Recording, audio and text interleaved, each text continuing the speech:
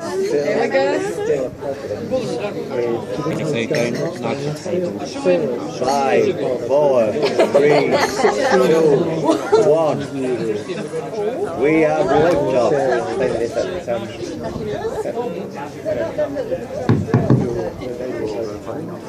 Thank you, ladies and gentlemen. We hope you've enjoyed your meal. Now we come to one of the best parts of the day. It's time for the speeches. I'm going to invite the part of the bride to make the first speech. Make it short, Mike. Thanks very much. You mean on the wire? Not much longer. Good afternoon, everybody. Thanks for coming. Welcome to Barnsdale. Welcome to Barnsdale girls. We've been coming here 20 years now. Swam, sauna, steam room. Tobogganed even, haven't we? Didn't we? That was a nice day, wasn't it? Tobogganing? Where did we toboggan down? On the golf course, yeah. Yeah, it's been good, but we've never had a do like this. Nothing quite like this, have we? This is a little bit special. So many people here, come from far and wide. 2 boys over here come from Cyprus, Dave and Eddie, yeah? Yeah. Thank you very much, you're very welcome. Okay. You're welcome. Wait till they get built for airport. Do you know what? I thought, I'll keep it short, and then there'll be nobody heckling because I don't get bored. I should have known better, should I? I was going to mention you as well. I was going to mention you, but I'm not now. Are you in your place? Come on, No. let me Put me off now. Anyway. Should we do this in Down Times? Do you remember this? No, you stay there. Do you remember what you said to me? A little while back. And you said, Dad, I didn't want to do this. I didn't want to hold your hand. I knew what you wanted. I didn't want to hold your hand. I told you I'd get on going, didn't I? Yeah?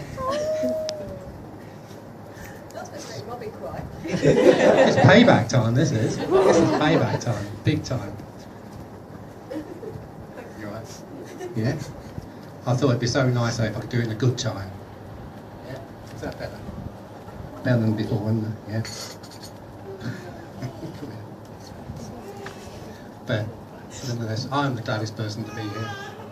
Amongst these two. And some others as well. You're following a long line here of Kingworths. Grandma and Grandad. Terry and Dot. How many years is it? 56? 56. In July? 56 in a fortnight. Mum and Dad. I'm not sure how long you've been married. Too long. Too long. 30. Is it 30? Darryl and Jill. And that's the end of my speech. Welcome to the newest members of the Keyworth hierarchy. Robin and Rob. Thank you. Rob, you'll go. Terrified now. You're facing the wrong way. If I look this way, I won't get nervous. I've wrote it down, it's quite long. 3 pages. Well, you can't read. Shut up. Does start. Okay, you ready? I'll try to read and look at the same time. So excuse me if I just read. Okay, here we go.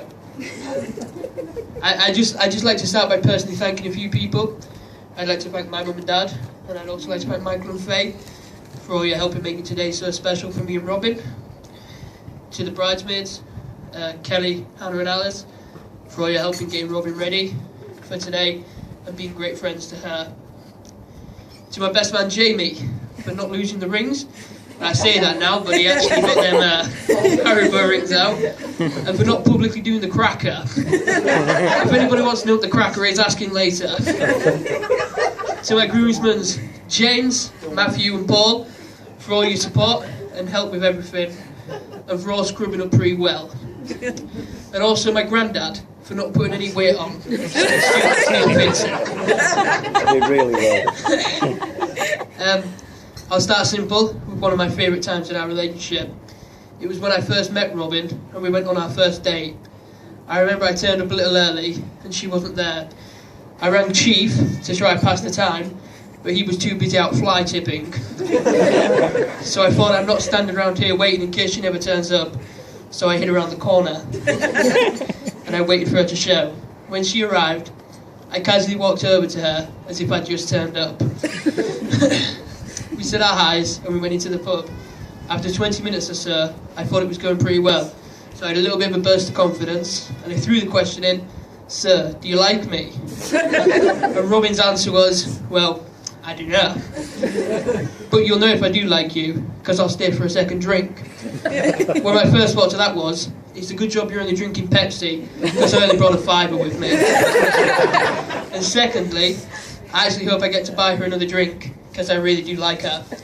And after a while, I offered her that drink, and with a beautiful smile on her face, she said yes to it. And almost 3 years later, after great times and hard times, I'm still paying for the drinks. It's going quite well. All right. Do this for a living. Okay. Next paragraph, you ready? It's 3 pages long, guys. 3 pages. If anybody needs the toilet, we'll have an intermission. I remember when I mentioned to Robin that I wanted to marry her, and after what seemed like a 10 look of pure fear look in her face, she turned to me and said, "You'll have to ask my dad's permission." To which that look of fear turned straight to my face. It's safe to say, I was terrified. I remember it was on a Tuesday night, I was at Robin's, and she'd gone out to Judah. I was up in her room, pacing around, trying to pluck up the courage to go down and ask Michael. After a while, I was ready. So here I go, straight down the stairs, full of confidence, ready to ask Michael if I could marry his only daughter. I walked into the kitchen to find him stood there with their dog Kaiser sat beside him. To anyone who doesn't know Kaiser, he's a Doberman, and I'm terrified of this dog. It looked like something out of a film. I expected Michael to start stroking Kaiser's head and say something like, "I've been expecting you." It's fair to say, after walking into a room like this, my confidence was gone. Fortunately, Michael, being the gentleman that he is, and not the Bond villain I just made him out to be, took me outside away from the dogs, and I managed to keep a bit of my nerve, and I asked Michael the question I set out to ask, and with a smile on his face, he said, "Of course you can." I rushed back upstairs smiling like a little girl. Robin means the world to me. I couldn't have dreamt to have met a more perfect woman, and now I get to call her my wife. We've had great times together. I even actually let Robin tattoo a love heart on my arm. Fortunately, James was there to make the lines a bit more straighter. But Robin's crooked tattoo heart is always on my arm. Robin has also gifted me with the most beautiful boy that I could ever have imagined. Is he crying? Is he crying now? I was going to say something nice about him. And in doing so, gave me the family I always dreamt of. He's everything both of us ever dreamt of and more. I will always remember his birth. Well, I don't know, it was hard for me as well. As whilst Robin was in the birthing pool, screaming with gas and air, I was sat next to her, holding her hand, encouraging her through it, watching Liverpool and Middlesbrough. It was a really good game, went something like 13-12 on penalties. On top of everything I've already said, Robin also bought me a PS4, which really cements her as a keeper, doesn't it? And Justin Bieber tickets, but I wasn't going to say that. No, I admit that, yeah, we've had great laughs together. There was just one time we were play fighting in my room, and somehow Robin threw me across the room, and we ripped the curtains and the curtain pole straight down off the wall, which to our amusement was pretty funny, especially as neither of us knew how to get back up there. I had to get my dad to come and fix it. There's nothing cool about getting your dad to come and fix something in front of your girlfriend at 23. That's just one of my countless times we've had real laugh out loud moments, and there will definitely be more to come. Most likely tonight, when Robin starts dancing with Faye and Shirley after a few drinks.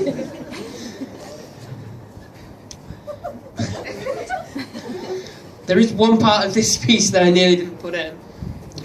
I ummed and ahed about it for a while, and it was Robin that told me that I had to mention it, but not tell it. And it's this joke about these 3 nuns in the desert. It's a joke made famous by my Uncle Tony. It's over on this table here, guys. And if anyone would like to hear it later on, ask him and he'll tell you it. But not in front of my auntie. She doesn't want to hear it again. Moving away from jokes, I said to Robin that I was going to sing during my speech today. But don't worry, I'm not going to. Even if I do hear the people sing the song of angry men. To anybody who didn't know or guessed, the tables are named after musicals that we've been to see. That was the idea anyway, until we realised we had more tables than musicals we'd seen. So Paul, that's why you got Grease after your wedding. I wanted locations from Game of Thrones, but Robin didn't want that. Anyway, I won't go on for much longer, as I'm sure Jim's dying to say his speech by now. But before I finish, I just want to say to you, Robin, that I love you with all my heart. You're everything I've ever wanted, and I'm so happy I get to spend my life with you. You really are the woman of my dreams. From the moment I met you, I knew there was something special about you. I've always loved you, and I always will love you. And you look absolutely beautiful today. And I know people who are close to us, who aren't with us anymore, will think the same as well. Sorry about that one. You're Robert. I hope I haven't gone on for too long, everybody. I'd just like to leave it with thank you to everybody. Thank you for making our day so special. Thank you.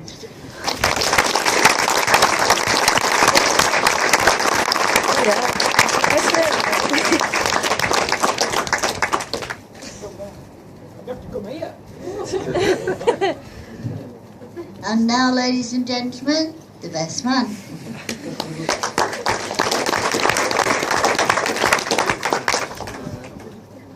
I'm ready. This is called technology, Rob. Right? So standing in front of this many people and doing a speech is not my favourite thing in the world to do. I've been babbing myself all day. It's quite short, I'll just keep it that way. I know traditionally the best man is meant to share stories and tell you all of the groom's finest moments. And me and this lad have had some worldy times together. But I'm not going to crucify him, it's just not fair. Just one. Some of them can't be told here today because we'll both probably be spending at least tonight in a prison cell. One I can tell happened not so long back when we went to watch Newcastle v Spurs away at White Hart Lane. We started dreadfully, as Newcastle usually do, and we went in at 1-0 down at half time. We were gutted. And the second half kicked off and we scored in seconds, and I looked around to celebrate with Rob. And I was halfway down the terrace with his shirt off, swinging it round his head, giving all the ladies a treat, and some men. Anyway, it got better, and we ended up scoring again, and won the game 2-1, and he did stay close to me with his shirt off again, celebrating. Yeah. You've lost my place now. Technology, yeah. In the years we've been best mates, Rob's never been shy of the lasses, shall we say. But I am going to play nice. I'm going to play nice and not go into that too much. And I'm as pleased as anyone here today to see him wedding Robin. And of course, I'm not going to forget that little dude Jack, sat there looking dapper as ever. It was a real credit to you both, and clearly has his mother's looks. And hopefully teeth. That's 2 all, bro, 2 all.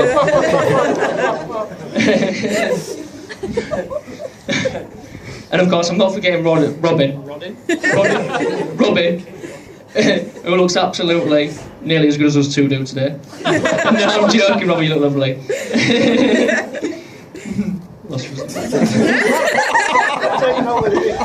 Just before I shut up and we all get too drunk to remember my poor effort of a speech, I just want to say one more thing. A long time ago, when I lived at home, and it was a few years ago, we'd just lost one of our good friends, Jackson. And my mum gave me a bit of advice, which is very true. She said, acquaintances, you couldn't count with both hands, but true friends, you can count on one hand. Well, I can count mine on one finger, because this lad here is more than a best friend to me. He's the brother I've never had, We've been in each other's company and we've never been in tears with laughing. We very nearly lost our lives on the way back from a Newcastle game, crying with laughing whilst Rob was driving. And Robin was in the back saying, "Will you two stop it?" When we invented one of our revolutionary products for men, which we won't tell you about because one of you will steal it and make millions from it.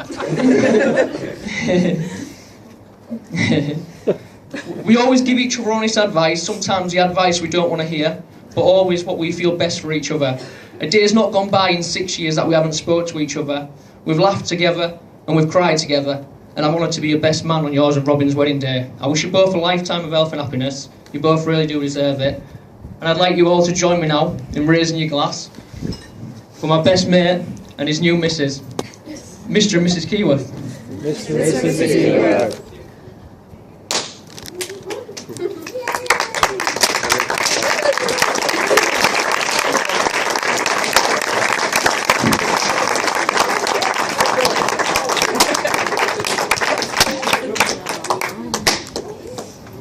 Thank you, ladies and gentlemen. This concludes the first part of the day. What we're going to do now, we're going to turn the room round, ready for the evening function. This bar remains open at all times. The bar where you were before, that's what we call our quiet lounge. So if anybody just wants to take a drink, go and sit in there, have a chat, that's absolutely fine. It's still quite nice outside, so if you want to go into the garden, please do. If anybody needs to check in, now is a good time to do it. It'll take us about an hour, hour and a quarter to turn the room round. So basically, this time is for you to do whatever you'd like to do. Time for a nap!